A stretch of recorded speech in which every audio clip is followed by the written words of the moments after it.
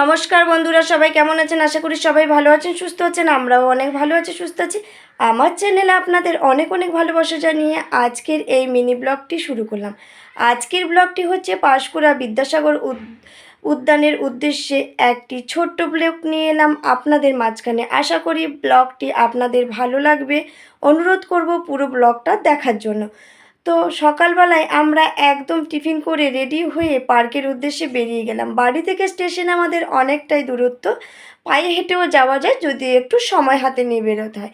যেহেতু বাবান আমাদের সাথেই ছিল, বাবানকে কোলে নিয়ে অনেকটা রাস্তা যেতে হবে, তাই বাবা টোটো ভাড়া করে দিয়েছিল। তো সবাই মিলে ঘরের স্টেশনের উদ্দেশ্যে বেরিয়ে স্টেশনে পৌঁছেও গেলাম। এখানে আমাদের সাথে যারা যাবে সবাই অপেক্ষা করছিল, তথারীতি ট্রেনও চলে এলো। সবাই ট্রেনে উঠে গেলাম। নিজেদের মধ্যে গল্পগুজব করতে করতে একদম আমরা সুন্দরভাবে চলছিলাম ডেস্টিনেশনের উদ্দেশ্যে। তবে আমরা যখনই কোথাও যাই, আমাদের এই ফুল টিম যাই, তো আমরা খুব মজা করি, খুব আনন্দ করি। তো বন্ধুরা, আমরা ডেস্টিনেশনে পৌঁছে গেছি। পাঁশকুড়া স্টেশনে নেমে টোটোতে উঠে গেছি। টোটো করে মাথা পিছু 20 টাকা ভাড়া। তো বন্ধুরা, কিভাবে যাবেন, কখন যাবেন, কত টাকা ভাড়া, পুরোটাই এই ভিডিওর মাধ্যমে আপনাদের সঙ্গে আমি শেয়ার করব। অবশ্যই অনুরোধ রাখবো পাশে থাকার জন্য। তো বন্ধুরা, স্টে আমাদের গিরিমদন স্টেশন থেকে পাঁশকুড়া স্টেশন যেতে মাত্র 15 টাকা ভাড়া। পাঁশকুড়া স্টেশনে নেমে যে কোনো অটো বা টোটোকে পার্কের কথা বললেই মাথাপিছু 20 টাকা করে ভাড়া নিয়ে ওরা একদম পার্কের সামনে আপনাদের পৌঁছে দেবে। তো পার্কে ঢুকতে মাথাপিছু 20 টাকা করে ভাড়া নেয়। এখানে নানান রকমের ব্যবস্থা রয়েছে দেখলাম। পার্কটা খুবই সুন্দর, খুবই সুসজ্জিত একটি পার্ক। মাথাপিছু এখানে 20 টাকা করে প্রত্যেকের লাগবে পার্কটা পরিদর্শন করার জন্য। বন্ধুরা, এখানে বাইক পার্কিংয়ের জন্য ব্যবস্থা রয়েছে, নানান রকমের দোকানপাট রয়েছে, নানান ফুলে সুসজ্জিত রয়েছে। এই পার্কটি খুবই সুন্দর লেগেছিল। বছরের প্রথমেই এই পার্কটিতে একটু সময় নিয়ে হাতে এসেছিলাম। এতটা ভালো লাগবে, এতটা সুন্দর লাগবে কল্পনাও করতে পারিনি। তো পার্কটি ছিল খুব সুন্দর। বন্ধুরা, চলুন আপনাদেরকেও ঘুরে পুরো পার্কটা একবার দেখিয়ে দিই।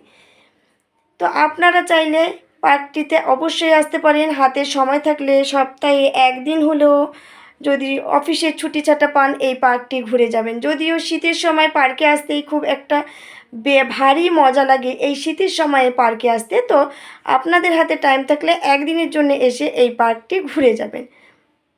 তো পার্কের এই সামনের দিকটাই ছিল এরকম, নানান রকমের ফুলে সুসজ্জিত ছিল, খুব সুন্দর। আই লাভ পাঁশকুড়া একটি সুন্দরভাবে এখানে লেখা ছিল। নানানভাবে এখানে আপনারা ফটোশ্যুট, রিলস বিভিন্ন করতে পারবেন। খুব সুন্দরভাবে সাজানো গোছানো ছিল বন্ধুরা।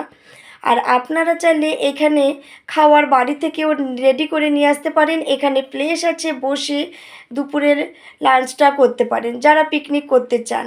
আর এখানে আমি বলবো, আমরা গেছিলাম 3টে নাগাদ। তো পার্কে যদি আপনারা আসতে যান, তাহলে ওই 3টে-4টে নাগাদই যদি আপনারা এই পার্কে আসেন, তাহলে দেখবেন খুব ভালো লাগবে। কারণ বিকেল টাইমটাতে এলে এখানে রোদ্দুরটা একটু কম পরিমাণে থাকে। আর যত সন্ধে হতে থাকে তত লাইটিং শোগুলো শুরু হয়, বিভিন্ন ধরনের লাইট দিয়ে সুসজ্জিত হয় পার্কটা। তখন আরও সুন্দর লাগে, ভারী সুন্দর হয়ে ওঠে এই লাইটে পার্কটি। তো বন্ধুরা, আমি আপনাদেরকে বলবো, যদি পার্কটাতে আপনারা আসেন কখনো, তাহলে 3টে-4টে নাগাদই পার্কে আসবেন। দেখবেন সন্ধেবেলার ভিউটা দেখতে আরও সুন্দর লাগে। তো এখানে পার্কের ভেতরে রয়েছে বিভিন্ন রকমের স্টল, স্ন্যাক্স জাতীয় খাবার, মোমো, বিভিন্ন খাবার আপনি এখানে পেয়ে যাবেন। বিভিন্ন রকমের স্টল ছিল, বোটিং ছিল, সময় কাটানোর জন্য খুব একটা ভালো জায়গা। এখানে ছেলের আবদারে ছেলেকে বসিয়েছিলাম গাড়িটাতে, কিন্তু ছেলে একটু ভয়ই পাচ্ছিল, যেহেতু ওর জীবনে এই প্রথমবারই এই গাড়িতে করে সে চড়ছিল। নানান দিকে শুধু ফুল আর বিভিন্ন ধরনের সুন্দর সুন্দর করে প্লেস করা ছিল বসার জন্য, রেস্ট নেওয়ার জন্য, বোটিং করার জন্য। বিভিন্ন প্লেস ছিল ফটো তোলার জন্য, রিলস বানানোর জন্য, ঘোরার জন্য। সবারই, যাদের কম বয়স তাদেরও খুব ভালো লাগবে এখানে আসে, যারা একটু এজেড তাদেরও এই পার্কটি ঘুরে খুবই ভালো লাগবে। কিন্তু পার্কটা শুধু ব্যাচেলার ছেলে মেয়ে সেটা নয়, সবার পক্ষেই পার্কটাতে ঘোরা।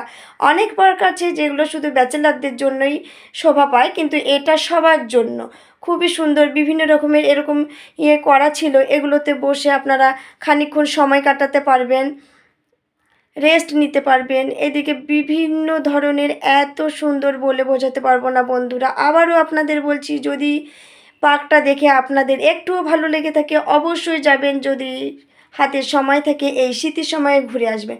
পার্কটি উদ্বোধন হয়েছিল 2022 সালেই, 22শে আগস্ট কিংবা 25শে আগস্ট, ততটা ঠিক মনে নেই। যদিও আমি বললাম 2022 সালেই এটা উদ্বোধন হয়েছিল, একদমই কনফার্ম, এটা আমি জানি। বিভিন্ন রকমের এখানে গাঁদা ফুলের বাগান ছিল, দারুণ, মানে বলে বোঝাতে পারবো না। ফটোতে কতটা আপনাদেরকে তুলে ধরতে পেরেছি সেটাও বন্ধুরা জানি না। এখানে আপনারা বোটিং করতে পারলে সেখানেও বোটিং করতে পারেন। সন্ধ্যে 6টা পর্যন্ত ছিল এই বোটিংয়ের সময়। এই বোটিংয়ে মাথাপিছু 30 টাকা করে আপনি করতে পারবেন। এখানে ছিল সাইকেলিং করে, ডবল সিটের সাইকেল ছিল এখানে। ডবল সিটের সাইকেল মাত্র 30 টাকায় 10 মিনিটে আপনি পুরো পার্কটা ঘুরতে পারবেন। ছিল বিভিন্ন ধরনের দোলনা, বাচ্চাদের চড়ার বিভিন্ন ধরনের জিনিস। বাচ্চারা এলেও এখানে খুব আনন্দ সহকারে সময় কাটাতে পারবে বন্ধুরা। তারপর আমরা পার্কটা পুরোটাই পরিদর্শন করে একটু বোটিংয়ে উঠে গেছিলাম।